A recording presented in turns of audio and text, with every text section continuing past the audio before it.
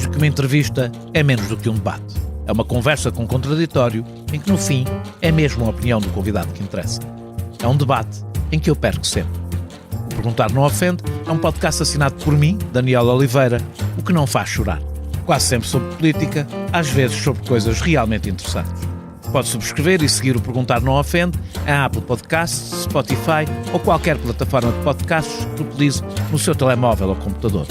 Também pode ouvi-lo sempre em expresso.pt/podcasts.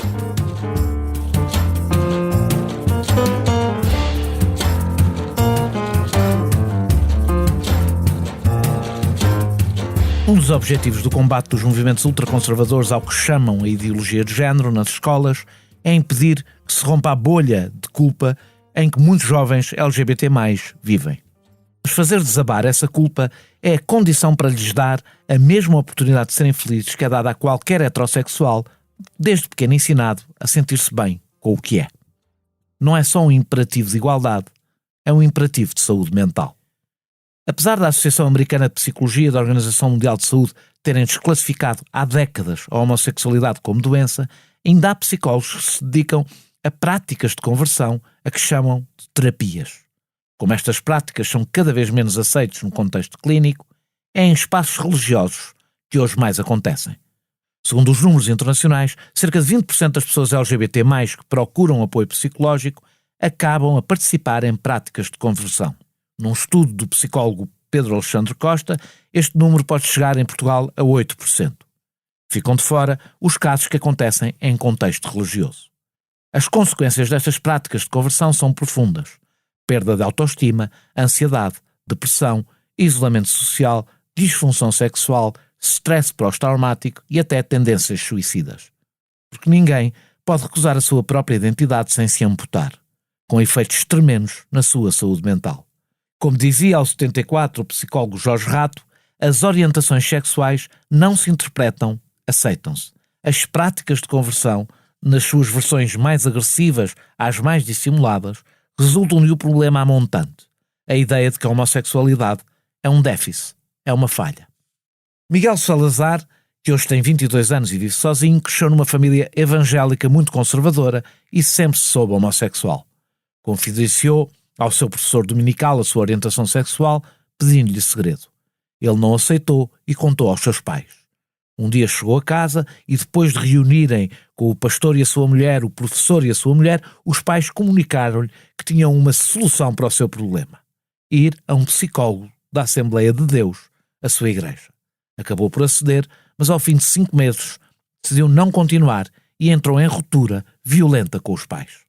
A sua mãe é autora de vários livros e artigos no Observador sobre ideologia de género e ativista de partidos de extrema-direita. Mas podia ser outra mãe qualquer. Na carta de dissociação da sua igreja, Miguel Salazar escreveu: "Eu não peço a ninguém que aceite que sou homossexual. Eu exijo. A minha existência não se coloca em debate." É ele um dos meus convidados de hoje. Mas esta conversa será feita a dois para que possa ser enquadrada para lá da experiência do Miguel. Pedro Alexandre Costa é investigador do ISPA e especialista em psicologia LGBT+. Foi autor do primeiro estudo português para examinar os efeitos da exposição e práticas de conversão e vai-nos ajudar a perceber do que estamos a falar. A preparação destas duas conversas não teria sido possível sem o 74, um excelente site de jornalismo independente que aconselho a todos a visitar e apoiar. O que acontecer aqui hoje é, em grande parte, resultado do seu trabalho. Muito obrigado, Miguel, muito obrigado, Pedro, por terem aceitado este meu convite. Eu vou começar por ti, Miguel Salazar. Sempre soubeste que eras homossexual. Como é que lidavas com isso, tendo crescido nos bancos de uma igreja evangélica e numa família que é muito conservadora? Olá e obrigado pelo convite. Sim, é um bocado difícil de explicar, mas basicamente, mesmo que não se aborde o tema da homossexualidade diretamente, todos os modelos de família que me foram apresentados ou com os quais eu convivia, mesmo aquilo que me era ensinado na igreja e até em casa, nunca me deu espaço para ampliar a minha visão de família, para além daquela tradicional de pai, mãe e filhos. Ou seja, eu no fundo sabia que o facto de eu gostar de rapazes e de eventualmente me envolver com rapazes desde muito cedo, que não iria ser algo aceito em casa. Daí a minha necessidade de fazer essas coisas às escondidas. E sempre que estava no meu meio familiar ou até no meu meio evangélico, sempre tive de optar por um discurso e até por assumir uma orientação sexual que não era a minha. E tinhas um discurso homofóbico? Tinha. E mesmo quando tinhas já tinhas vida sexual ativa? Sim. Eu era capaz de dar um beijo no rapaz ou assim, e depois no dia a seguir ir falar mal de rapazes que davam beijos em rapazes. E nessa vida dupla, qual dos momentos é que sentias que estavas a trair o que devias ser? Não estou a perguntar-te uma posição moral sobre o assunto. Na altura, qual era o momento em que tu sentias que estavas a trair qualquer coisa? É assim, o facto de eu, na altura, estar muito entranhada em mim a ideia de ser algo pecaminoso, ou ter um contacto sexual ou mais íntimo com alguém do mesmo sexo que eu, já trazia em mim aquela carga de ser algo errado. Sentias-te culpado? Sim, apesar de saber que era algo que eu era assim, simplesmente nunca senti atração por nenhuma rapariga e sabia isso. Mas tentaste? Tentei. Mais tarde tentei.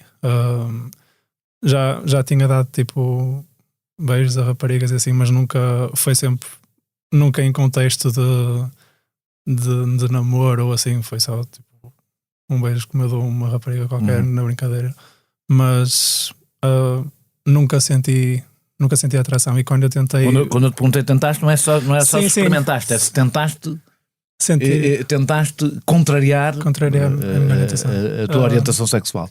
Sim, eu cheguei a ver pornografia heterossexual e a tentar estimular-me a ver pornografia e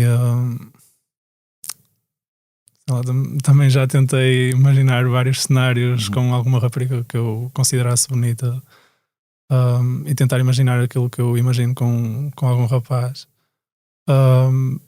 e simplesmente não dava. Eu não estou a fazer esta pergunta por voyeurismo, estou a fazer esta pergunta sim, claro, para perceber que se tu próprio tinhas a homofobia interiorizada e a sensação de que terias que ser outra coisa, não é? Sim, e daí se calhar a minha necessidade de exprimir isso contra a comunidade homossexual em si, e de descarregar já que eu não descarregava em mim, descarregava esse, não sei se consigo definir como ódio, eventualmente era ódio, um ódio internalizado também, uma fobia internalizada, e colocava essa culpa e a ideia de que era pecado e etc, e exprimia isso publicamente tanto na igreja como nas minhas redes sociais.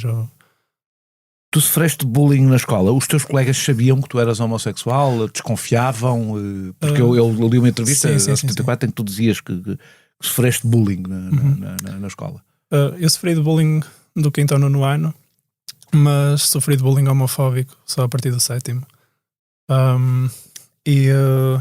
Mas não era, eu só me assumi a partir do 11º ano, mas a partir do 7º ano... Mas os teus colegas sabiam, se sofrias bullying homofóbico, se calhar achavam que tu eras homossexual. Sim, começaram-me a chamar gay. E obviamente que isso não era uma coisa que me agradava, não é? Até porque não queria ser visto como tal. Daí eu também durante 3 anos ter fingido que eu gostava de uma rapariga da minha turma, que ainda hoje é minha amiga, mas fingi para ver se conseguia pelo menos que eles parassem, tipo, já que eu gostava de uma rapariga, não era possível ser gay, não é? Mas nunca foi possível, e mesmo pessoas que eu nunca vi na vida dentro da escola às vezes vinham ter comigo e chamavam-me isso. E mesmo uma professora já chegou do secundário? Não, do básico. Foi no 8º ano. Estávamos tipo com o livro aberto, e estava uma imagem de um livro com um arco-íris, e de repente as pessoas começaram-se a rir e eu não percebi porquê. E eu perguntei à professora se podia repetir, e ela disse: estava a dizer que esse arco-íris que tem aí também é o símbolo da bandeira gay, a bandeira que tu vais segurar no futuro. E toda a gente começou-se a rir, tipo, mesmo exageradamente, a arrastar mesas e tudo, e tipo, só para aí 2 ou 3 pessoas. Mas a professora disse isso para te humilhar ou para... Sim, e ficou mesmo satisfeita com aquilo. E pronto, depois cheguei a casa muito mal com isso e fiz queixa lá em casa. E quando era suposto terem ido lá à escola para processá-lo, assim, tipo, perdoaram-no. E depois... Qual foi o momento em que fizestes, pondo a coisa talvez assim, as pazes contigo mesmo? Consegues, ou seja, com aquilo que és e que já eras e que vais ser sempre, não é? Quando é que tu fizeste essa... não sei se a expressão ideal é esta. Não, mas se calhar não é. Se tiveres uma melhor do que esta... Não, mas é mesmo. Consegues localizar no tempo o momento em que isso aconteceu? Assim, eu a partir do 11º ano, quando comecei a contar aos meus amigos e às minhas amigas, foi a partir daí que eu comecei a tentar normalizar em mim o discurso de eu sou gay. Porque até para mim... Dizer a alguém faz muita diferença, não é? Sim, e dizer eu sou gay, tipo, eu não comecei por dizer isto. O meu primeiro discurso foi: olha, eu não gosto de raparigas, antes pelo contrário. Depois é que comecei a dizer eu gosto de rapazes. Depois dizia eu sou homossexual. E só depois é que consegui dizer o gay, porque o gay ainda estava entranhado em mim como aquele nome que me chamavam durante 3 anos, e só depois de perceber que era uma coisa normal e que não havia nada de errado com isso é que agora consigo dizer isso normalmente. E tu eras do meio, como eu disse, conservador, a gente já vai falar mais sobre isso. O que é que pesava mais para estares no armário, para te manteres no armário? Era a idade, o seres de uma igreja evangélica, a tua família, os teus amigos? O que é que achas que pesava mais? Apesar de, em meios liberais, também haver muita gente que fica muito tempo, ou a vida toda até, no armário. Mas o que é que achas que no teu caso pesava mais para... O que é que me fazia ficar? Sim.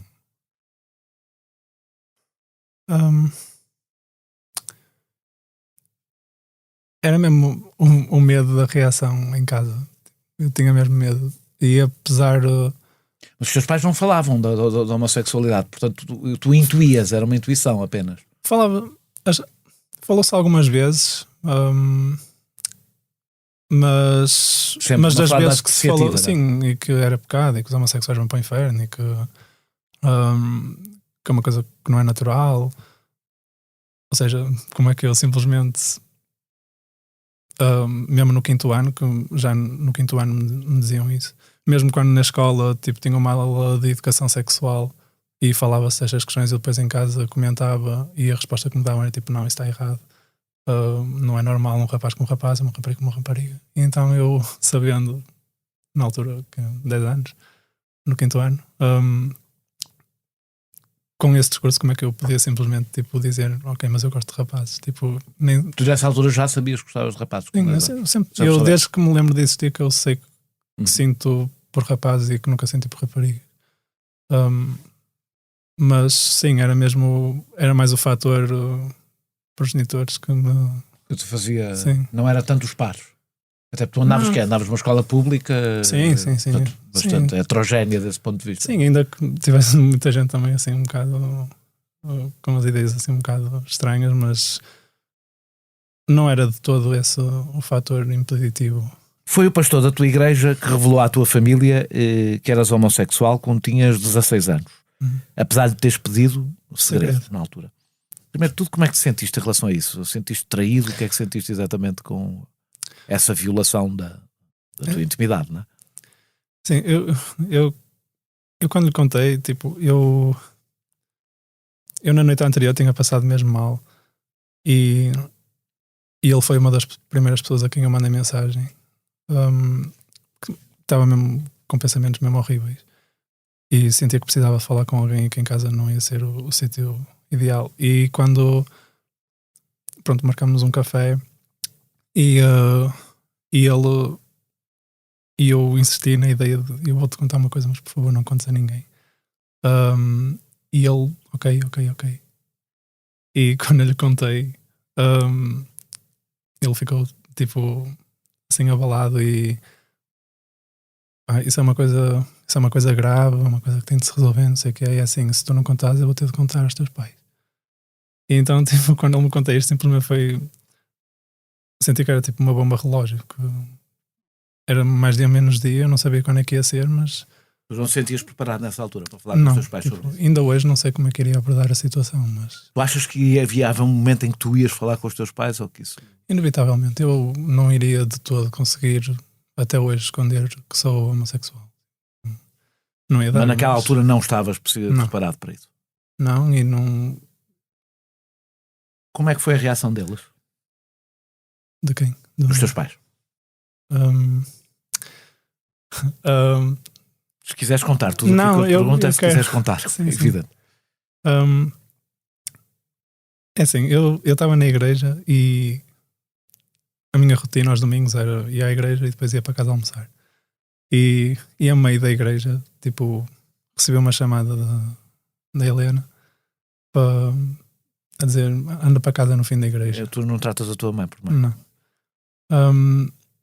E ligam-me e eu achei estranho. Tipo, já tinha passado algum tempo desde que eu tinha falado com o meu professor e até já me tinha se calhar esquecido que poderia ser alguma coisa relacionada com isso. E quando cheguei a casa, lembro-me que o Pedro abriu a porta e estava assim um Mas é o teu ambiente, pai.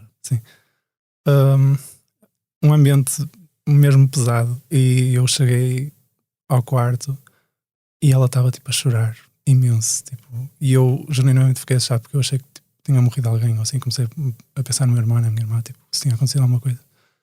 E a primeira coisa que ela diz é: olha, não vou dizer o nome dele, mas ele falou comigo.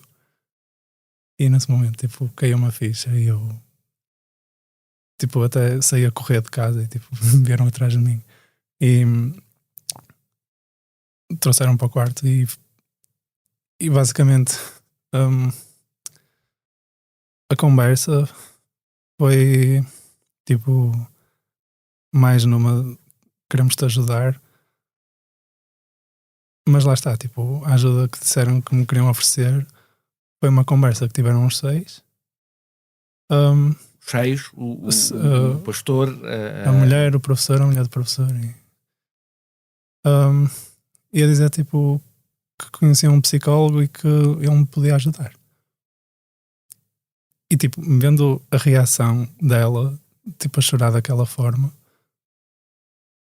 eu nem sequer consegui imaginar dizer que não, tipo, porque não sei, porque era literalmente, eu tinha dito isso na entrevista do 74, foi a mesma reação, parece que alguém tinha morrido. E naquele momento, para mim não havia... Nessa altura não ficaste revoltado com os teus pais? Ficaste preocupado? Não, fiquei com medo, eu naquele momento acho que não estava revoltado, eu estava frustrado por realmente ele ter acabado por contar. Uhum. Mas naquele momento eu nem sequer estava preocupado em pensar se devia realmente ter sido eu a contar ou se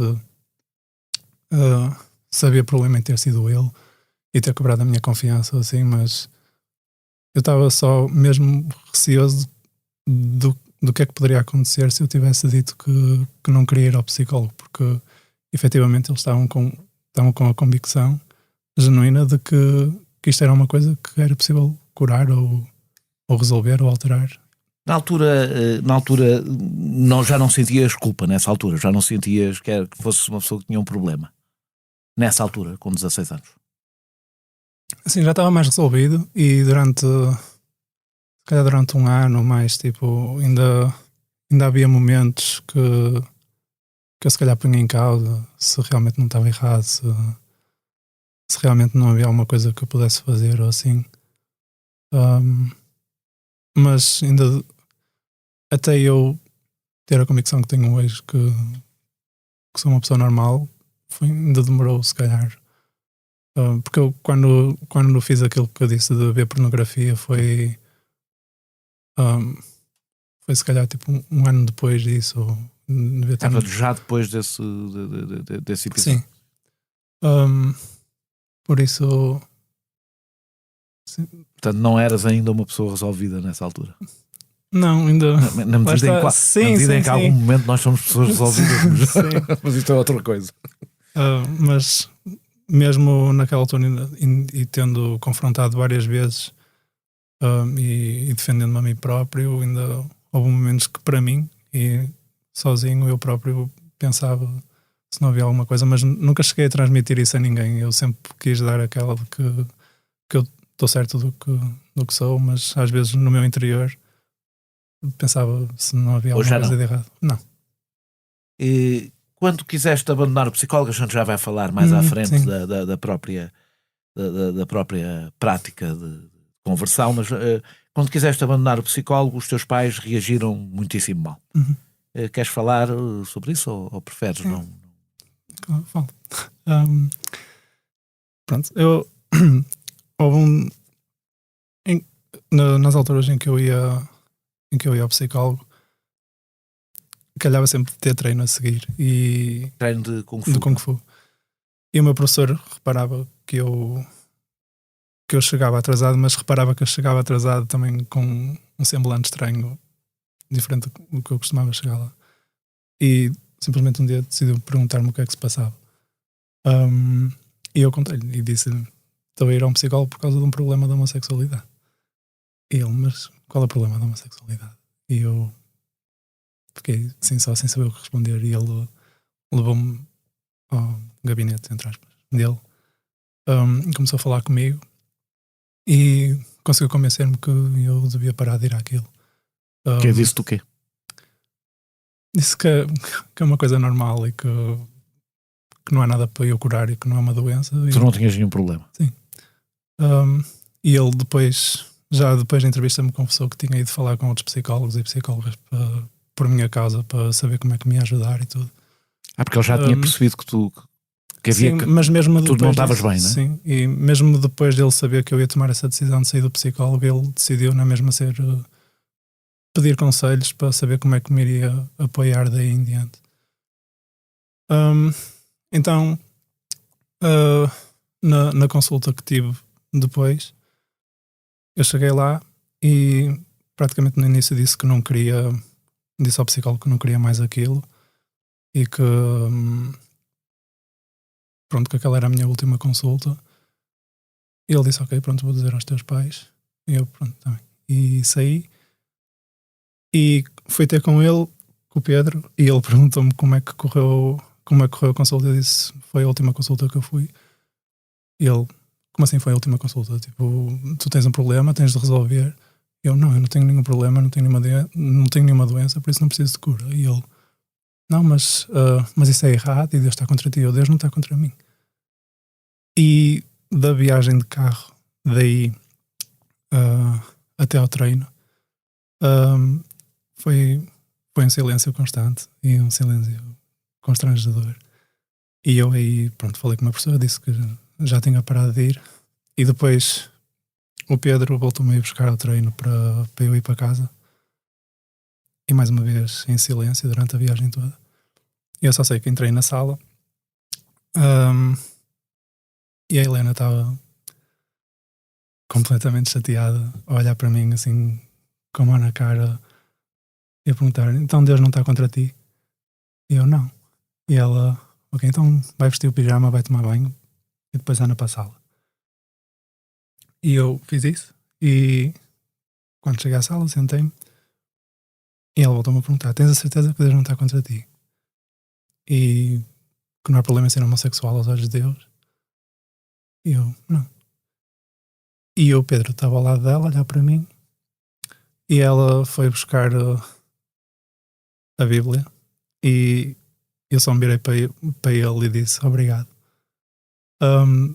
E ela voltou, sentou-se no braço do sofá ao meu lado e abriu lá num texto um dos textos que estão sempre a usar, e perguntou-me: o que é que diz aqui? Mas aquele, o que é que diz aqui que não era genuíno, era o que é que diz aqui. E eu calei-me porque, apesar de eu ter a minha interpretação daquele texto, sabia que não era a resposta que ela queria ouvir, e eu, para não ir contra a minha convicção, decidi calar-me. E ela perguntou-me uma, perguntou-me duas, perguntou-me três, deu-me um estalo. Depois voltou-me a perguntar, deu-me outro estalo. Depois puxou-me o cabelo, e depois era basicamente assim: puxava o cabelo, dá um estalo, puxava o cabelo, dá um estalo. E eu já estava tão cansado de levar que houve uma altura que eu simplesmente baixei a cabeça a chorar. E só me lembro, tipo, do Pedro se levantar e chegar com a mão toda atrás e dar uma chapada mesmo com imensa força na cabeça. E eu, quando olhei para ele estava com os olhos mesmo vermelhos e aguados, cheios de raiva, a olhar, e a minha avó estava a dormir. E ele foi à porta da sala para fechar a porta, para ela não ouvir. Só que a chapada foi mesmo com tanta força que até a Helena ficou assim a olhar e disse: para, já chega. E ela voltou-me a perguntar, e eu, só para não correr o risco de... Porque ele depois tirou o casaco e começou, tipo, a mexer os braços como se lhe desse mais jeito, se ele me quisesse voltar a bater. Depois agachou-se atrás do sofá, sem olhar para mim, mesmo com a cabeça perto da minha cara. E eu, com medo de voltar a apanhar, disse que... E ela estava a dizer: se tu quiseres dizer um palavrão para dizer o que é normal, tu diz. E eu disse que o normal era um homem fazer sexo com uma mulher. E ela fechou a Bíblia. Ele levantou-se, sentou-se no sofá, ela pousou a Bíblia, sentaram-se e começaram a falar de coisas nada a ver, como se não tivesse acontecido nada. Que feito é que essa cena, contaste ao 74, sim. Que efeito é que isso teve em ti? Que efeito psicológico teve? Isso foi marcante? Ou seja, claro que foi marcante, não é? Mas a minha pergunta é se isso foi um momento de corte para ti, se ainda não foi aí, se isso deixou marcas profundas. Não quero que tu faças aqui, até porque não sou profissional, ao contrário do Pedro, não quero que faças aqui psicoterapia comigo, mas que, de uma forma um pouco mais superficial, que efeito é que achas que isso teve? Assim, eu definitivamente, a partir daí, qualquer tipo de confiança que eu até antes já tivesse ficado em falha, a partir daí qualquer tipo de confiança que eu tivesse nele e nela acabou. E até hoje não, apesar de estar, quer dizer, não sei se bem resolvido com essa situação é o termo certo, mas eu sei, principalmente do lado dela, que ela ainda hoje está com... Ela estava convicta que fez aquilo pelos motivos certos, e ainda hoje diz que foi só uma chapada que me deu, e que tudo o resto que eu digo que não aconteceu assim. Numa altura, quando voltámos a falar deste assunto, ela até dizia tudo no diminutivo de foi um encostãozinho, foi um puxãozinho. Ela desmentiu, mesmo publicamente já, desmentiu sim, quer sim. que tenha submetido a práticas de conversão, mas sim, já lá vai, quer esse episódio de violência, de facto diz que só... Sim, deu uma chapada porque tinha sido mal educado. Exato. Achas que a tua mãe não tem consciência do que aconteceu?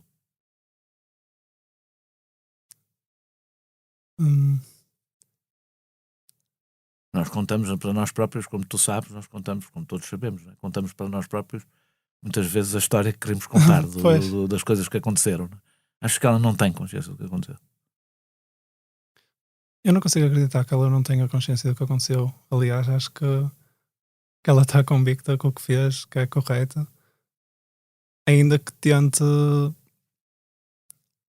Lá está, tipo, a gravidade ou a força com que ela me bateu e com que me puxou o cabelo, ela de certa forma diz que na verdade não foi com força, porque na verdade, como eu estava tão chateado, de certa forma acabei por sentir com mais impacto aquilo que ele me fez. Foi esta ideia que ele me tentou transmitir.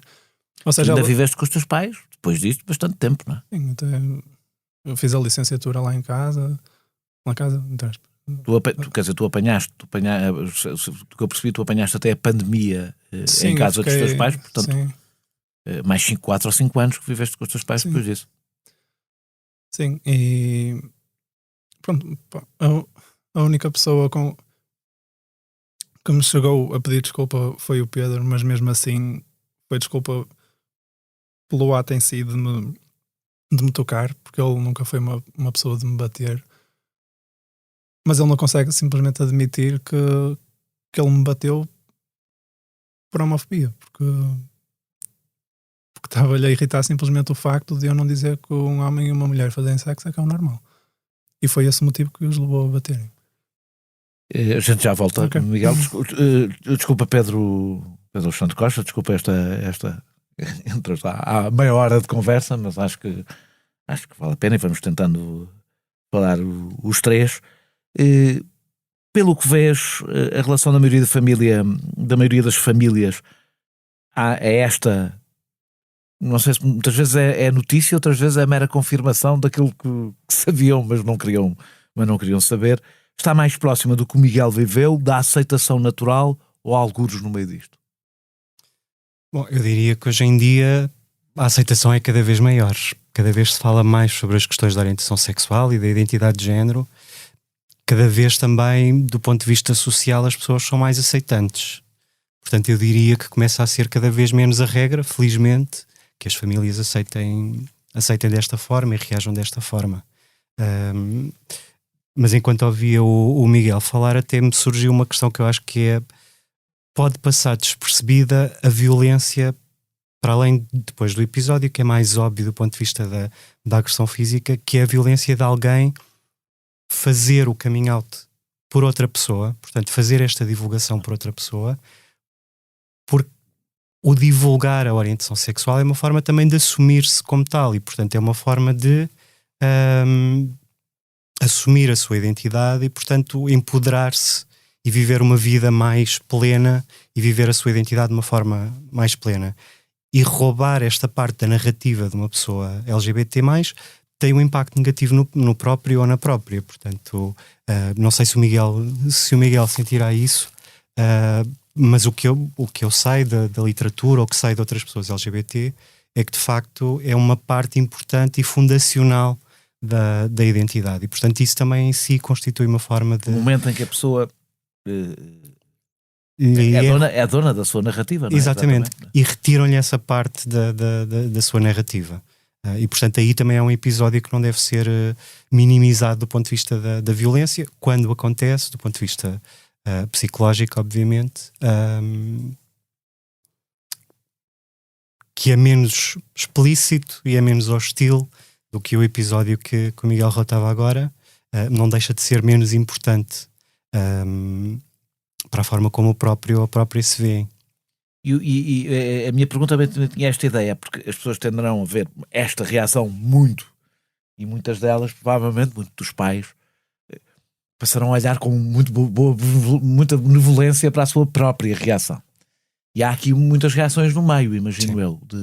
Aquilo que eu tenho seguramente muito mais experiência do que eu, mas aquilo que eu vejo das pessoas que conheço é muito comum, é uma reação má no início e depois uma lenta aceitação. Exatamente. Até a aceitação, em muitos casos, completa, não é? Uhum. Ou então negação. Eu não ouvi aquilo. Qual é a tua... Eu não sei se tens muito a percepção do que é mais comum neste momento.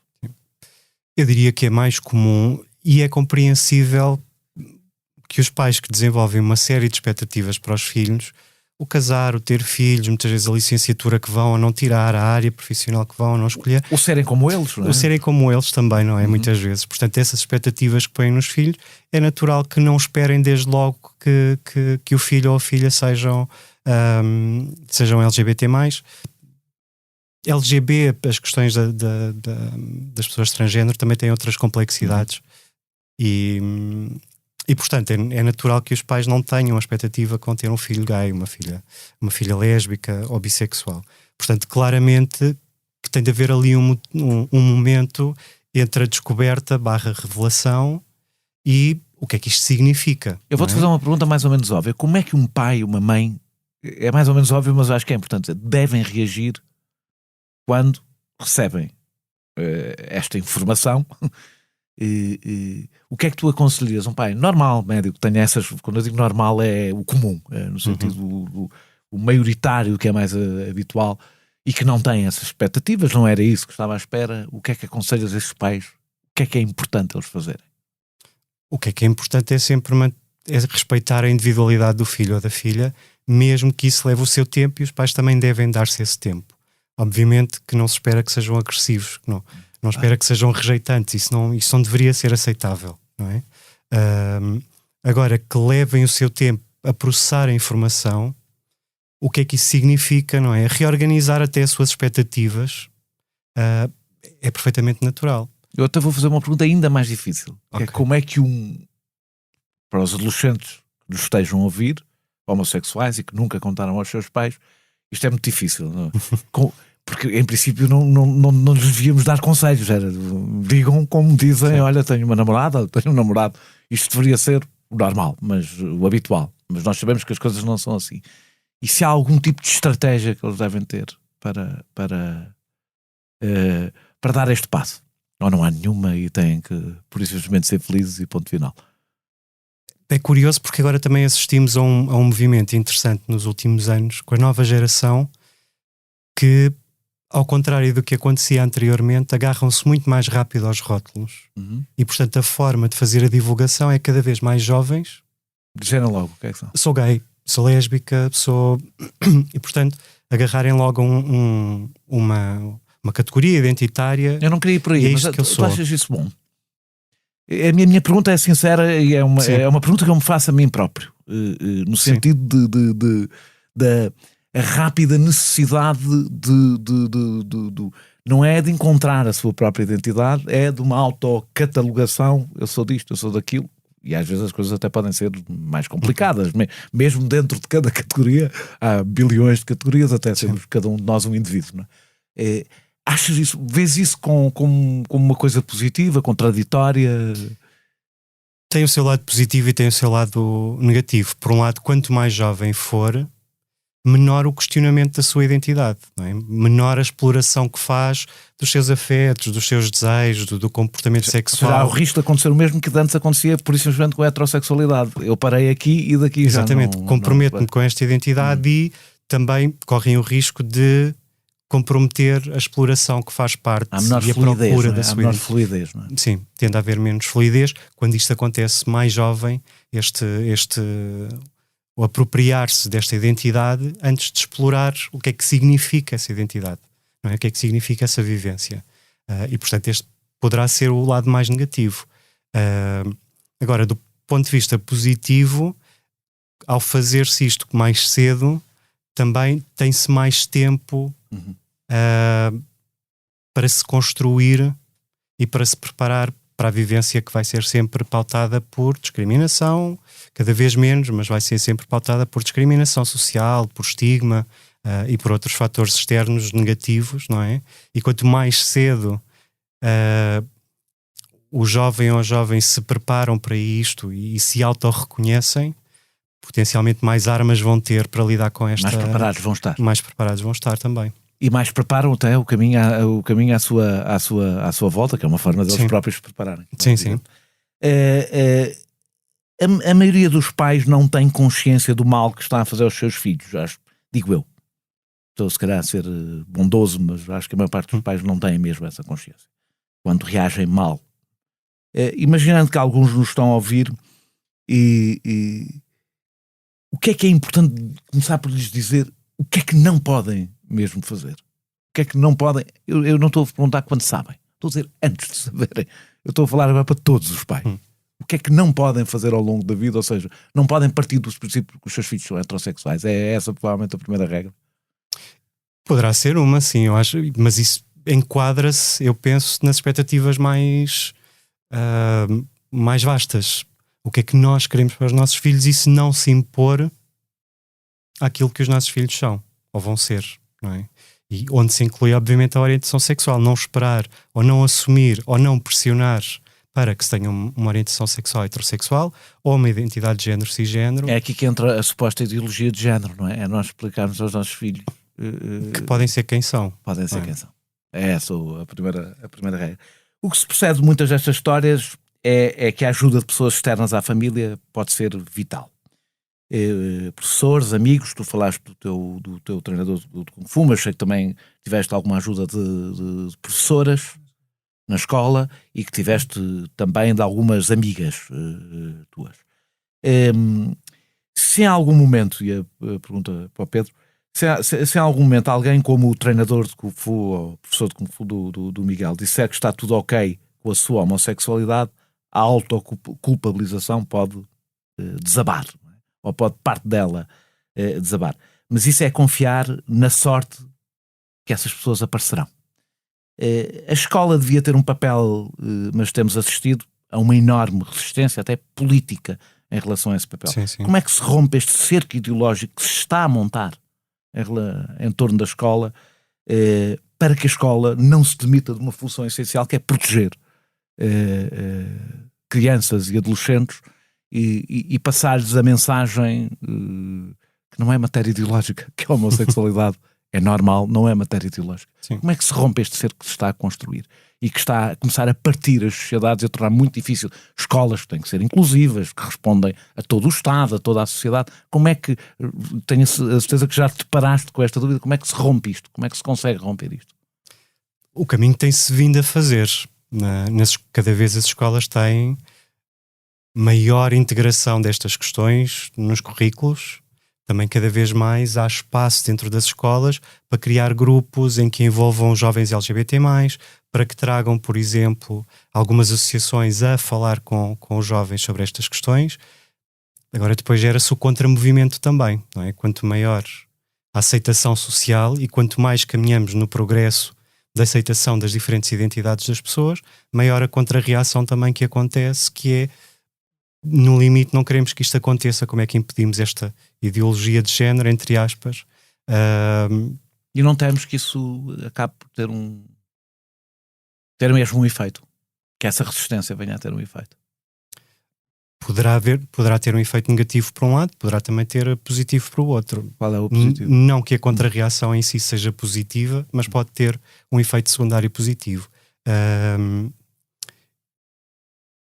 Cada vez mais esta geração também está mais preparada e está mais aceitante da diversidade das pessoas, da diversidade das identidades. Miguel, tiveste 5 meses, 5 sessões, portanto uma por mês. Sim, mais ou menos. Com um psicólogo. Era mesmo psicólogo. Sim. Não chegaste ao ponto das práticas de conversão, na realidade, do que eu percebi. Não. Como é que percebeste que a coisa se encaminhava para aí? Era só porque os teus pais te tinham dito, ou havia qualquer coisa nas próprias sessões com o psicólogo que te indicavam que era para aí que as coisas iriam? Tanto pela situação em si de me dizerem que imediatamente tinham encontrado uma possível solução para mim, como aquilo que me tinham dito quando eu confrontei com o facto de que não queria voltar a ir lá. O discurso foi sempre que eu tinha um problema e que eu tinha de resolver. E a partir do momento em que me colocam num psicólogo... E o psicólogo, porque é que o psicólogo... Eu imagino que o psicólogo sabia porque é que lá estava. Claro, não, sabia. Sim. E ele nunca, do que eu percebi, ele nunca aflorou esse não tema. Tinha chegado, não. Mas houve um momento, ele falou contigo sobre a razão porque ali estavas, ou não? Ou por isso ele, durante os meses que eu lá estive, ele estava muito focado em tentar perceber o meu percurso na escola por causa das questões de bullying que eu tinha passado e em perceber principalmente a minha relação com o Pedro.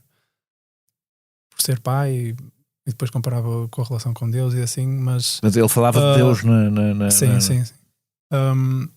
E mesmo coisas que ele me tinha sugerido ler e que até me mandou por e-mail para eu ler, para depois chegar lá noutra consulta e falarmos sobre aquilo, e que tinha a ver com essas questões religiosas. Sim. Assim, eu não conseguindo, obviamente, prever qual era o caminho que ele estaria a delinear até chegar à questão da orientação sexual. eu sabia perfeitamente que ali não era de todo um espaço livre para eu poder falar da minha orientação sexual ou do que quer que eu estivesse a sentir de mal por causa dessa situação, mesmo por causa do Pedro e da Helena.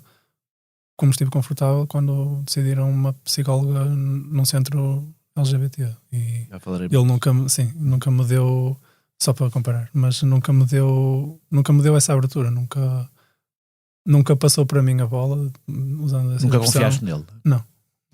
E os teus pais tinham dito que era... Sim, que a razão porque tu ias para ali era para resolver o teu problema da homossexualidade. O problema da homossexualidade.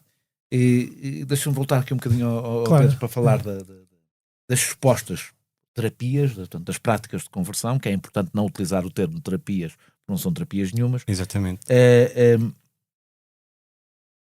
Elas são comuns? É possível ter alguma noção da dimensão que elas têm no mundo e em Portugal? Esta é uma pergunta retórica, porque eu sei que sim, tem alguns indicadores, tens alguns indicadores dos estudos que fizeste, mais ou menos qual é a dimensão desta prática não terapêutica? Ora, em Portugal os estudos ainda estão a começar agora. Eu tenho um estudo que comecei durante o ano passado e para o qual já tenho alguns dados que estabelece alguma prevalência destas práticas, sem serem números finais. Inicialmente estabelecemos um número de 3%, foi o número que encontramos inicialmente. Continuei a recolher dados e cada vez com maior dimensão da amostra e maior diversidade das experiências das pessoas LGBT em contexto de terapia, e já encontro uma prevalência agora de 8%. O que sabemos do ponto de vista da literatura internacional é que pode chegar aos 8% em Portugal. E o que sabemos do ponto de vista internacional é que pode chegar aos 20% e eventualmente até em alguns países, alguns relatos de ultrapassarem estes 20%. Estamos só a falar de contexto clínico, não é? Portanto, contexto com profissionais de saúde, não é? Portanto, em Portugal, sim. Em Portugal. Estes números que eu falava, por exemplo, nos Estados Unidos, mas também em alguns países da América Latina, como por exemplo na Colômbia, não se restringem apenas à prática psicoterapêutica, mas à prática mais alargada a estes esforços de mudança de orientação sexual. Onde se inclui o contexto religioso. Exatamente.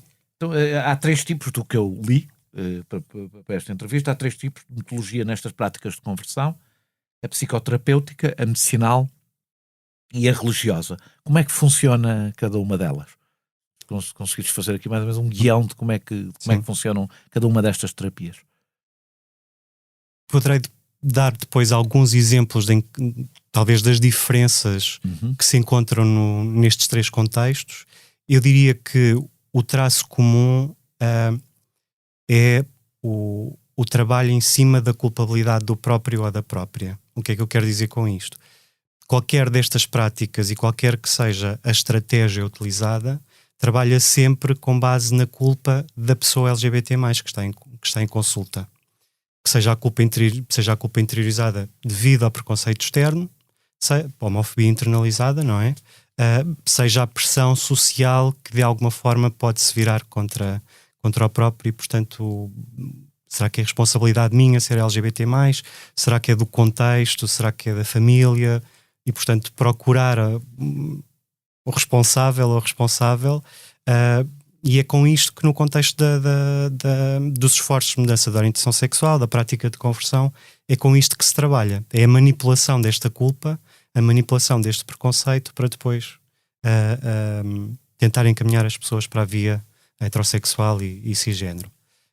E provavelmente tendo como única, ou a pessoa contrariar a sua... Ou seja, a pessoa não vai mudar da orientação sexual, portanto, ou reprimi-la, seja pela abstinência, seja por ter uma vida sexual contrária à sua... Será sempre pela manipulação do comportamento, ou seja, é a única coisa, obviamente, que é possível de ser manipulada é o comportamento das pessoas. Claro. A sua identidade, a sua orientação sexual vai lá ficar o que é. E a única coisa que as pessoas LGBT+ podem fazer é alterar o seu comportamento. E é isso que também tem por base as estratégias que se utilizam, tem por base essa alteração do comportamento, seja a suspensão do comportamento emocional, sexual com pessoas do mesmo sexo, seja mesmo tentar fazer uma compensação e casar com uma pessoa de sexo diferente, viver uma vida heterossexual em que o desejo, a orientação sexual não deixa de ser homossexual. É um comportamento diferente. E quais são as diferenças entre estas três metodologias utilizadas? O que tem sido relatado, em Portugal ainda muito pouco se sabe sobre isso, o que tem sido relatado, talvez do ponto de vista religioso, o que é curioso também, que muitas vezes acontece, é que mesmo no contexto religioso, muitas das pessoas que fazem estas práticas de conversão são elas licenciadas ou formadas em psicologia ou em psiquiatria ou alguma área da medicina ou da saúde. O que lhes dá um estatuto, não é? O que lhes dá um estatuto. Não são, é depois, por fazerem estas práticas, reconhecidas pelas associações profissionais, porque obviamente que estas práticas vão contra qualquer código deontológico de psicólogos, de psiquiatras ou outros técnicos. Mas eu, por exemplo, pegando nas duas primeiras, que não são contexto religioso, segundo sei, sabe-se menos sobre as de contexto religioso, porque não são praticadas por pessoas, em geral, profissionais, tirando nessas exceções que dizes. Mas quando, por exemplo, se fala das medicinais ou das psicoterapêuticas, qual é a diferença entre elas? As medicinais, sabemos que, por exemplo, tem lugar a administração de medicação para criar aversão a estímulos homoeróticos, por exemplo. Antidepressivos, coisas assim, não? Também, mas eu diria mesmo a teoria comportamental que se usa em psicologia aplicada à saúde com medicação, ou seja, associar um estímulo negativo a um estímulo homoerótico na tentativa de criar aversão ao estímulo homoerótico. E, portanto, a medicação indutora de vómito é um dos exemplos. A terapia eletroconvulsiva, que se faz em psiquiatria ainda hoje, contextos de depressão profunda e noutros contextos de psiquiatria, em que de facto parece que é eficaz, faz-se também no caso da tentativa de mudança de orientação sexual. Obviamente sem saberem o que é que estão a fazer e não terá efeito nenhum, não é? Mas esta é aplicada no contexto médico apenas. E a terapêutica é aquela mais... era aquela provavelmente onde se poderia encaminhar a do Miguel, não é? Exatamente. Portanto, é mais... Sim. A religiosa. Eu já ouvi falar, por exemplo, de exorcismos e coisas desse género, que eu julgava pouco comum e percebi que não é assim uma coisa tão pouco comum, não é? Portanto, sobretudo no contexto... Sim, contexto religioso. Mas eu até acrescentaria a questão do exorcismo. Parece que acontece, mas talvez até possa ser uma das menos negativas que muitas vezes acontecem nesse contexto religioso. Há relatos naquele relatório do especialista da Organização das Nações Unidas que fala mesmo de agressão física, de violação corretiva para mudar a orientação sexual e outras práticas nos conversion camps, como lhe chamam nos Estados Unidos, os campos de conversão, em que há de facto agressão física e também sexual para corrigir a orientação sexual. Desta sabe-se menos. Há estes relatos muitas vezes dos sobreviventes mas que é sobretudo nos Estados Unidos, quer dizer, nós não sabemos, em Portugal não sabemos. Sim, em Portugal não fazemos ideia. Que efeitos duradouros podem deixar todas estas práticas de conversão? Eu vou da mais leve à mais pesada. Que efeitos duradouros podem deixar? Sim. Os efeitos duradouros são muitos, porque eu fiz uma lista na introdução, mas sim, gostava que explicasse, se calhar espero não ter explicado a resposta, mas que explicasse um bocadinho para as pessoas perceberem a gravidade do que estão a fazer. Não é só contrariar a identidade sexual de uma pessoa, que já não é pouco, não é? Isso tem efeitos.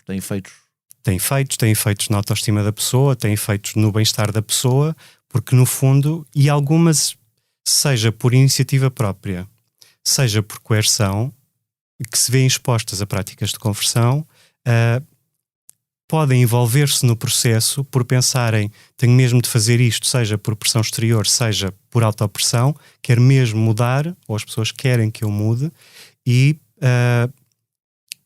aceitarem fazer parte do processo, o que significa que estão depois, além da internalização da culpa, da homofobia internalizada, estão também a internalizar o falhanço de não conseguirem mudar quem são. E, portanto, obviamente que isto tem uma dimensão psicológica bastante importante, porque se cria a ideia, não é? Cria-se, mais do que a ideia, cria-se a experiência de que eu não sou capaz de mudar aquilo que sou, ou aquilo que querem que eu seja. E, portanto, estamos a falar de pessoas que poderão vir a ser infelizes o resto da sua vida. Exatamente. Exatamente. Falaste, por exemplo, na questão do stress pós-traumático, a depressão, a ansiedade são dos sintomas mais relatados. E depois uma questão que, sem dramatismos, mas que de facto é importante, que é a ideação suicida e a tentativa de suicídio nestes casos aumenta exponencialmente. Miguel, eu não foi por causa desta terapia, mas tu tiveste, não sei se queres falar sobre isso ou não, mas tu tiveste, ou seja,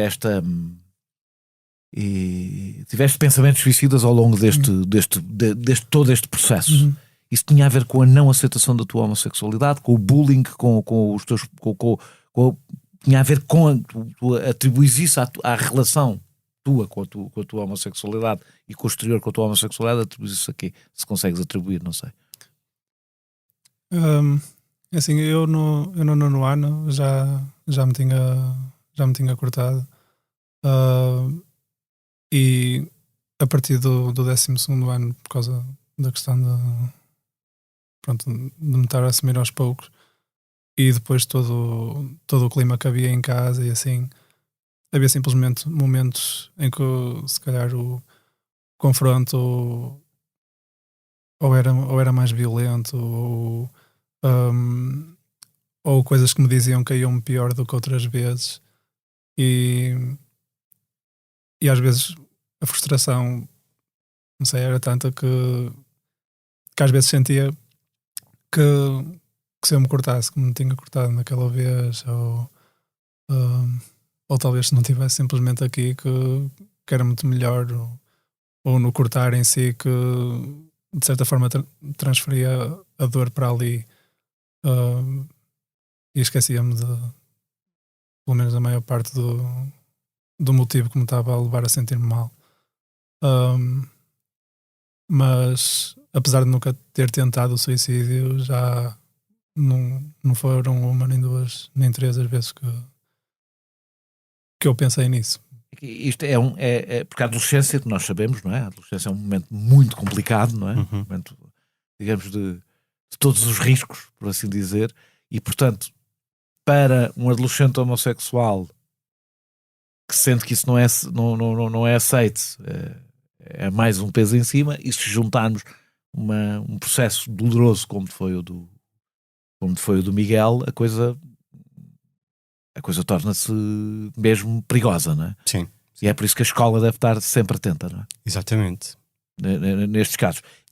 Mais do que a escola, eu acrescentaria também os pais terem esta consciência, têm consciência que os filhos precisam de ser amparados quando são adolescentes, independentemente da orientação sexual, claro. Precisam de ser amparados. E, portanto, obviamente que há que terem atenção a esta baixa da autoestima, este constante confronto com mensagens negativas do exterior.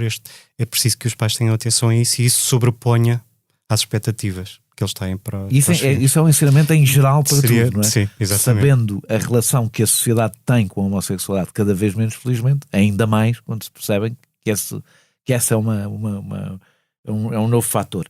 Não há apenas, nós temos estado a falar das práticas de conversão, mas não há apenas estas práticas de conversão, há práticas desadequadas dos profissionais de saúde que se aproximam disso, mesmo que os próprios profissionais não tenham consciência que se aproximam disso. E que tipo de práticas são essas? Que conhece e do que consegue perceber? Ou seja, práticas que mesmo não conscientemente de conversão, por exemplo, alguma medicação para reduzir o líbido, etc. É comum esse tipo de práticas em Portugal, dos nossos profissionais de saúde? desadequadas? Eu diria que provavelmente sim, mesmo que não mal intencionadas, mesmo que não intencionalmente na tentativa de mudar a orientação sexual, eu diria que, dada a falta de formação específica para lidar com a população LGBT em contexto psicoterapêutico, eu diria que provavelmente haverão muito mais práticas desadequadas do que aquelas que nós pensamos.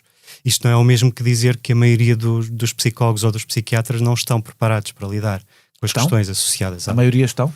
Está? Eu acredito que sim, e espero que sim. Há questões, no entanto, que são tão específicas da população LGBT+, que é importante que façam parte do currículo. E a maior parte dos dos profissionais de saúde, e especificamente dos psicólogos, têm formação na área, na área para lidar com a população LGBT+? Não tem. No currículo tradicional das escolas de psicologia e de psiquiatria, as questões da orientação sexual e da identidade de género são praticamente inexistentes. São marginais, não é? São marginais. E na formação, depois, formação que a Ordem dá, a formação específica que a Ordem dá, eu vi um número, não me lembro de cor, de cerca de 2.000 e tal profissionais, mesmo assim não é mau, não é? Não é. Passaram por algum tipo de formação nessa área, mas não é nada de muito profundo. Poderá ser, eu acho que aí a questão não é tanto a qualidade da formação, porque a formação que eu conheço complementar na área, nesta área em particular, é boa, é dada por pessoas que têm de facto investigação e formação e prática clínica e, portanto, a formação é de qualidade. Depende da vontade de quem frequenta a formação e do investimento financeiro que possam fazer. A coisa que o psicólogo, em princípio, imagino eu, a principal intervenção que um psicólogo deve ter junto da população LGBT+, antes de tudo, é uma intervenção positiva, não é? É exatamente o oposto da conversão, é que a pessoa viva bem com a sua orientação sexual, a assuma, é exatamente o oposto da conversão. Exatamente. Nós chamamos-lhe a prática afirmativa, neste contexto. E que ajuda é que os nossos adolescentes podem ter nesta matéria? Porque do que eu percebi da conversa de Miguel e não só, e das várias reportagens que o 74 fez sobre isto, é que há pouco mais do que as associações neste momento para procurar essa ajuda. Um adolescente que nos esteja a ouvir e que precise de ajuda, quem é que pode procurar? Eu diria que, havendo associações próximas, será a partida uma garantia de uma prática afirmativa. Ou seja, psicólogos e psiquiatras profissionais de saúde mental que trabalhem no contexto das associações LGBT+, terão provavelmente passado por formação específica e estão preparados para lidar com as questões. Portanto, havendo esta rede, acho que é uma forma mais ou menos segura onde procurar ajuda específica. O Estado devia apoiar as associações para fazerem este trabalho.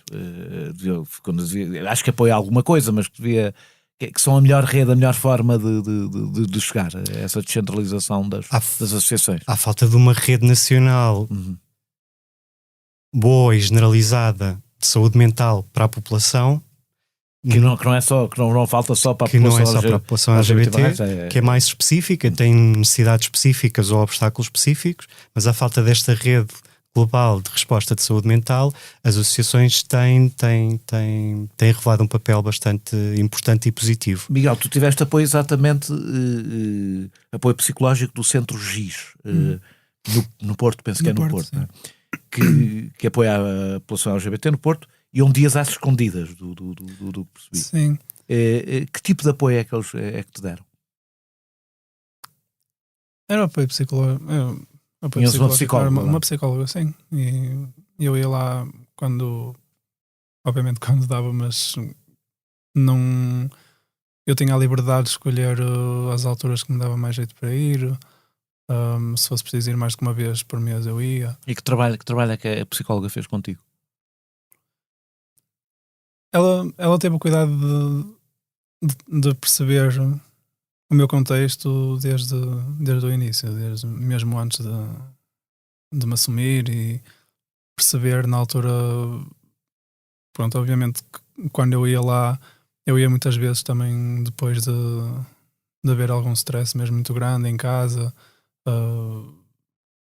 e ela basicamente estava lá maioritariamente para me ouvir e para me tentar ajudar, sei lá, a perceber qual seria se calhar o meu plano a curto ou a médio prazo, para como é que queria perceber como é que eu pretendia livrar-me daquela situação.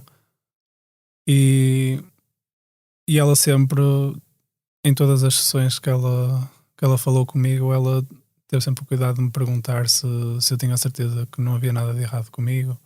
Ela perguntava-me sempre isto. E porque ela tinha o receio de eu em algum momento dar-lhes razão, ou de achar que realmente se calhar havia alguma coisa que podia mudar em mim, ou que havia algo de mal numa orientação sexual por não ser hétero.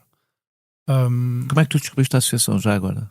Porque eu tenho uma amiga trans que costumava ir lá, e quando eu falava com ela das situações que se passavam em casa, ela teve a ideia de me falar daquele centro e levou-me lá, e pronto, a partir daí. Mas foi por causa dela, porque ela também. E na família tiveste algum apoio ou não? Para além dos teus pais, não é? Não tiveste. Sim. Tiveste algum apoio na tua família? Tipo, sim. Assim, tenho apoio da minha avó, incondicional mesmo. Depois, assim, eu não gostava de falar do meu irmão e da minha irmã, mas são pessoas também que eu amo e que tenho uma relação ótima, apesar de diferenças que também temos em termos de visão e assim, mas o meu problema é mesmo. E a tua avó, qual foi a importância da tua avó em todo este teu processo? Assim, o engraçado e aquilo que eu ainda hoje penso é que quando eu lhe contei, aliás, ela que me abordou, porque ela começou, como ela ouvia tantas vezes discussões em casa sobre homossexualidade. Já depois desse de assumir? Sim. Ela começou a ouvir tantas vezes que começou a estranhar o porquê, e um dia decidiu perguntar-me se eu era homossexual. E perguntou-te assim mesmo? Sim. Que idade é que tem a tua avó já agora? 70. Pois é. Eu é que me esqueço que sou velho. A avó tem a idade da minha mãe. Não é assim de uma geração tão. Exato. Mas ela, pronto, perguntou-me se eu era. E eu, pronto, porque eu já tinha também tido cuidado de, noutras ocasiões, antes de lhe contar, tinha-lhe perguntado o que é que ela achava sobre isso, e pronto, ela às vezes dizia assim umas coisas que eu ficava assim um bocado, se calhar não lhe devo contar, mas ela perguntou-me, e as primeiras coisas que eu lhe perguntei foi só a opinião que ela tinha sobre mim, de que ela me diz constantemente, tipo, de ser bom aluno e de ser boa pessoa e das pessoas gostarem de mim no geral e assim. E eu perguntei-lhe se ela continuaria a achar isso, e ela, sim. E eu, pronto, então eu sou. E ela ficou assim, só a olhar para mim, calada. Foi ao quarto, e passado 1 ou 2 minutos só me disse tipo, olha, mas cuidado com as doenças, está bem? Foi só literalmente isto que ela me disse. E ainda hoje, mesmo eu não vivendo lá em casa e ela tendo discussões em casa. É assim, a mãe do teu pai, não é? Ela fala mesmo na questão de quando a abordam e dizem que eu tenho de me arrepender, etc., numa linguagem mais religiosa, ela diz que ela simplesmente, ao contrário deles, meteu o preconceito dela de lado e aceitou-me porque me ama. E eu disse que ainda hoje penso nisso, porque realmente uma pessoa como a minha avó, que tem mais de 70 anos e que não tem de todo acesso à informação que tem a Eliana ou o Pedro, não sabe mexer no telemóvel, não sabe mexer no computador, etc. E pelo simples facto de eu ser e dela realmente me amar, simplesmente aceitou. E eu sinceramente nunca foram temas que eu falei com ela. As vezes que falei com ela foi porque ela me abordou ou porque me perguntou alguma coisa. Nunca tive esse sentimento de querer impingir alguma coisa, de querer tentar mudar-lhe a opinião. Simplesmente deixei-a pensar, ou talvez mudar o pensamento se ela o quisesse fazer, e no tempo dela e da forma dela. A tua mãe é ativista contra a chamada ideologia de género. Eu como tu viste na introdução, não disse que é a tua mãe, nem acho isso muito relevante para o nosso debate, e tem ativismo político de extrema-direita. Isto só tem importância porque tem importância pela forma porque é que tu vieste falar em público. Achas que foi a tua homossexualidade que a fez interessar-se por estes temas? Foi. Antes ela não se interessava por... Não, ela antes, e ela tem livros publicados sobre isso. Eu disse isso na introdução, tem mais do que um, aliás. Não é? Sim, era religiões, falava católicos, espíritas, testemunhas de Jeová, não sei o quê. Pronto, era isso, e o tempo que ela passava em casa também a trabalhar, entre aspas, sobre essas questões, era sempre questões religiosas. Mas foi na altura em que eu entrei na política. Tu és da JS, não? Sim, sou da JS. E pronto, entrei na altura também em que... A altura em que eu entrei na JS foi na altura da legalização da adoção por casais homossexuais. Foi muito por esse tema que eu também decidi embradar pela política e assim. E eu também, ainda hoje é o motivo que mais me liga à política, é a questão da igualdade e dos direitos humanos. Nomeadamente as questões LGBT+. E o facto de eu ter entrado nisso, na política, por esses motivos,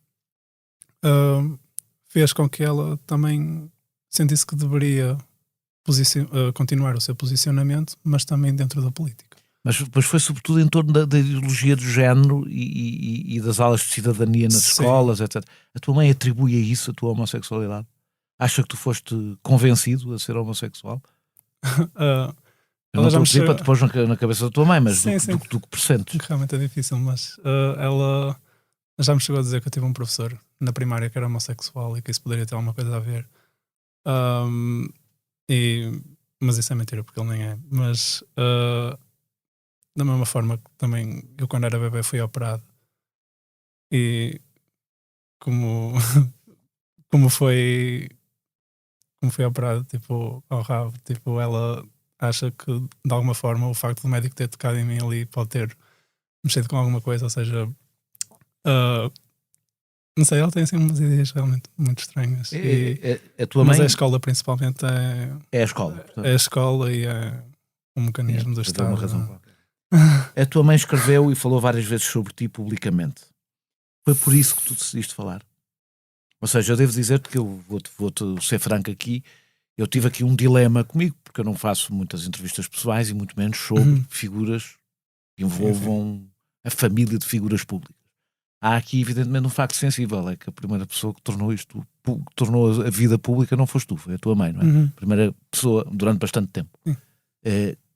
Eu próprio sabia da tua existência, sem saber quem tu eras, por ouvir falar de ti publicamente. Isso pesou para tu vires a público, porque imagino que foi um passo também difícil, ou se calhar já não foi, mas o vires a público falar. Sim, assim, ela já num dos primeiros livros que ela escreveu, ela tinha mais a ver com educação e assim. Ela decidiu falar de um ponto de vista em que eu chegava a casa com perguntas sobre coisas que se falava na escola, e ela daí, pronto, traçou ali as ideias dela acerca daquilo que eram os temas que supostamente estavam na ordem do dia nas escolas. Pronto, e mencionou-me, e toda a gente que lesse o livro sabia o meu nome e sabia que eu era filho dela. Também mesmo uma pessoa que a seguisse nas redes sociais, e que visse que eu era filho dela lá, pelas fotos e tudo. Ou seja, sempre que ela me mencionasse, as pessoas sabiam quem eu era. E mesmo já numa fase em que eu era assumidamente homossexual, e ainda vivia debaixo do mesmo teto que ela, o facto de ela, pronto, fazer os vídeos que faz e escrever o que escreve no Facebook dela, e até o facto de já ter sido convidada para um debate na televisão sobre transexualidade, houve pessoas mesmo que chegaram a mim para falar comigo, a perguntar: ela é a tua mãe? Porque simplesmente decidiram ir pesquisar o nome dela e viram que eu estava lá. Ou seja, eu tinha a perfeita noção que mesmo que às vezes ela não me mencionasse o meu nome, mas estava uma pessoa a ter curiosidade e Sim, fazer o mínimo de pesquisa que eu estava mencionava-te como filho, isso. Sim. Tu achas que há pontos para reconstruir, respondes a isto se quiseres, há pontos para reconstruir com os teus pais, que algum dia eles te aceitarão? Eu conheço alguns casos assim mesmo extremados, em que há um momento em que as pessoas, achas que, eu reparei, toda a gente reparou que tu não tratas a tua mãe e o teu pai pelos nomes, fazes questão de o fazer. Eu não quero aqui, não estou a fazer esta pergunta para te fazer qualquer tipo de justo de conta com os teus pais, que farás como entenderes. A minha pergunta é outra, é se tu achas no teu íntimo que um dia podes reconstruir essas pontes. Não. Não, porque conheço-os perfeitamente e sei que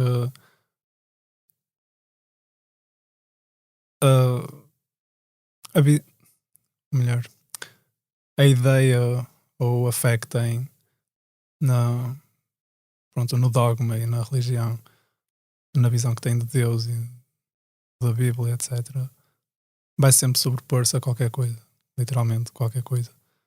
E ela própria, já depois do artigo ter saído e numa... do artigo do 74. Do 74. Pronto, acabou. Sentiu a necessidade de começar a defender-se. E ela disse que os pais amarem um filho não significa colocarem o filho acima de Deus. Até porque isso seria idolatrá-lo. E a idolatria é pecado. Ou seja, se ela sente a necessidade de se defender e de dizer que eu jamais estarei acima de Deus, como se o facto de ela me aceitar fosse colocar-me acima de Deus. Mas está bastante claro naquilo que é a atitude dela e dele também, que nunca será uma hipótese trocarem uma vida eterna que eles acreditam que eu vou ter no céu por me aceitarem e irem para o inferno por causa disso. Pedro, deixa-me voltar aqui um bocadinho atrás. A psicóloga Maria José Vilaça foi acusada de desenvolver práticas de conversão e acabou por não ter qualquer sanção da ordem dos psicólogos, porque as provas eram inválidas na reportagem, e provavelmente eram. A própria classe está consciente da gravidade deste tipo de práticas? Porque eu, às vezes dá vontade de dizer o nome, isto trata-se de uma prática de tortura psicológica. Sim. E, portanto, deveria ser tratada como um ato de negligência médica, em muitos casos com dolo, não é? Portanto, a comunidade está consciente, não estou a dizer se apoia, evidentemente a esmagadora maioria não apoia, mas está consciente da gravidade deste tipo de práticas. Eu acredito que sim. Acredito que a esmagadora maioria dos profissionais de psicologia têm esta consciência. Têm consciência que estas práticas têm um efeito altamente nocivo e que vão contra qualquer código deontológico, nomeadamente a ordem a que eles pertencem. A questão aqui, e talvez até pegando no que dizia o Miguel, são as crenças. E muitas vezes ele falava no contexto dos pais, a crença deles é que isto é errado, que isto é pecado, mas isto também acontece em alguns casos nos profissionais de psicologia, e são esses que podem fazer prática de conversão ou prática desadequada e também potencialmente nociva, que é colocarem as suas crenças pessoais, valores religiosos e outras crenças à frente do que é uma prática adequada. E, portanto, tentarem muitas vezes até, sem ser uma prática de conversão hostil ou ostensiva ou explícita, mas baseado, por exemplo, na homofobia internalizada que acontece em algumas pessoas LGBT+, e, portanto, ok, se esta pessoa não quer ser assim, então é legítimo que eu possa ajudá-la a mudar. E não, isto é desadequado, isto é errado e não se pode fazer do ponto de vista deontológico. Não quer dizer que seja com a mesma intenção de alguns que fazem a prática de conversão de uma forma mais óbvia, mais tortuosa. Richard Cohen, que defende que é possível mudar de orientação sexual, esteve em Portugal em 2015 convidado pela Associação de Psicólogos Católicos. Esta Associação de Psicólogos uma associação de psicólogos, esta ou outra qualquer, pode promover a defesa de práticas desumanas e antideontológicas ao abrigo das suas convicções religiosas. A minha pergunta é quase se faz sentido haver uma associação de psicólogos católicos. Ou seja, o que é que uma coisa tem a ver com a outra. Mas já nem vou tão longe e pergunto se podem... se isto é legítimo, ou seja, se isto não deveria ter uma reação a partir de uma associação de psicólogos, sejam católicos ou outra coisa qualquer, convida para vir a Portugal alguém que defende práticas que são desumanas, antideontológicas, se isto é legítimo e que reação é que pode haver em relação a isto. É um bom exemplo de colocar as crenças, neste caso religiosas, à frente da prática adequada e da prática competente. E, portanto, as pessoas podem ser psicólogas e católicas e terem as crenças que tiverem enquanto pessoas. Não podem aliar as duas coisas. Não é católico, nem judeu, nem muçulmano. Um psicólogo é um psicólogo e depois... é um psicólogo. E depois... Porque é uma identidade, não é uma identidade pessoal, é uma identidade profissional. É aquilo que elas fazem. E, portanto, aquilo que elas fazem é informado pela ciência. E é assim que deve ser. E a religião é uma crença. E, portanto, as duas coisas não devem intercalar-se no contexto da prática. Incomodou a vida de Richard Cohen a Portugal? Incomodou ou não reparou na altura? Se é que ele tinha cá vindo? Na altura passou, eu lembro-me de ter visto na altura, mas passou um bocadinho despercebido, eu acho, da sociedade em geral e das implicações que isso tem. Há dois projetos de lei da deputada não inscrita Cristina Rodrigues e do Bloco de Esquerda para criminalizar as chamadas terapias de conversão. Pensas que isso resolve alguma coisa? Não resolve o problema, mas resolve uma boa parte dele. Acho que há aqui três questões importantes. Uma delas é claramente a criminalização. Se as práticas não são competentes e se as práticas são altamente danosas, então devem ser criminalizadas porque não há sequer justificação científica ou médica para elas serem feitas. E, portanto, deste ponto de vista, a criminalização, no meu entender, é importante. Depois também há a componente pedagógica, do ponto de vista a componente pedagógica da lei, exatamente. O que é que se configura como prática de conversão e esta discussão também mais abrangente de quais são os impactos, como nós conversamos neste momento, quais são os impactos negativos que tem a prática de conversão. E é importante que, do ponto de vista social, isto se debata e isto vem na sequência do projeto de lei. E depois há outra questão que eu também acrescentaria, uma outra terceira dimensão que me parece importante, que é para as próprias pessoas que são expostas a estas práticas, que muitas vezes têm dificuldade a identificar que foram expostas a esta prática. E nem sempre as pessoas que passaram por essas práticas se apercebem que estão que há uma tentativa de conversão. Não porque nem sempre é óbvio. Porque nem sempre é óbvio que é... citavas há pouco a entrevista da Maria José Vilaça. E as imagens que foram mostradas não configuram ostensivamente uma prática de conversão.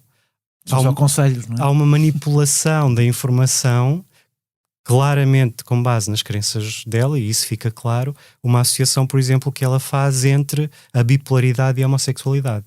E ela diz isto. Enquanto era filmada, foi uma espécie de uma bipolaridade. Era filmada sem saber que estava a ser filmada.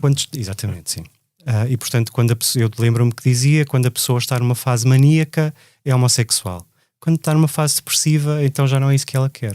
Portanto, ela nunca disse a quem a interpelou e quem estava a filmá-la de forma oculta que deveria ser de outra forma. Não é? A informação é manipulada associando à patologia, não é obviamente uma tentativa de mudança, mas o efeito é o mesmo.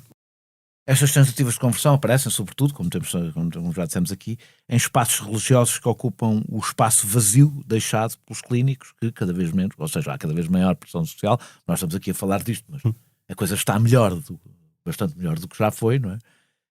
Como é que isto pode ser proibido e pode ser proibido ou combatido se for ao abrigo da liberdade religiosa? Ou seja, há aqui uma fronteira que não é fácil, que é, nós não podemos impedir nos espaços religiosos as convicções morais sejam divulgadas, quer em culto, quer em privado, não é? Como é que há aqui um espaço que será impossível, não é? De combater. Há aqui uma zona cinzenta difícil de combater. Eu diria que também a própria liberdade de expressão tem que ter limites, em particular quando, seja a liberdade religiosa, tem impacto negativo no outro. Desde o momento em que se define determinadas práticas como tendo uma consequência psicológica negativa no outro, há que haver um enquadramento que não permita que isto aconteça, sabendo-se da consequência. E, portanto, eu acho que é a questão da definição, que não é simples, mas é a definição de qual é o limite. Muito obrigado, Miguel. Muito obrigado, Pedro, por terem aceitado esta Obrigado. conversa. Nós regressamos no próximo ano com outros ou outras convidados. Até lá. Este episódio teve a produção e edição de João Martins, música de Mário Lajinha, grafismo de Tiago Pereira Santos a partir de ilustração de Vera Tavares. A assistência vídeo foi de João Luís Amorim.